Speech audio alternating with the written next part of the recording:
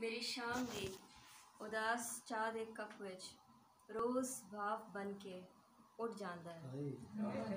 बहुत शुक्रिया, बहुत शुक्रिया। इनका पेज है 45 जी 45 तस्वीरां। तेनू तस्वीरां नाल मुहब्बत बड़ी चंगी लगती है।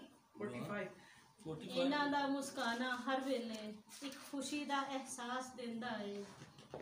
क्यों जे ये बोलदियां नहीं ते ना ही कुछ तेरे कोलों मंगदियां ने।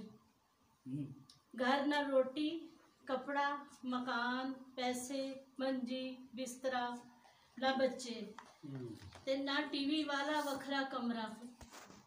हुण ते इन्हां नूं किसी कंध विच टंगन दी भी लोड़ नहीं रह गई।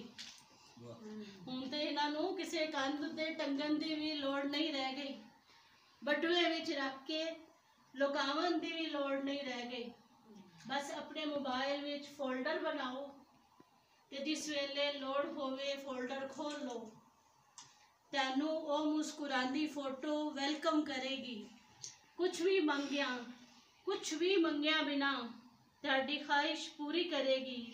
इसलिए हुण तस्वीरां नाल ही मुहब्बत चंगी लगदी है। और कुछ मंगदियां नहीं।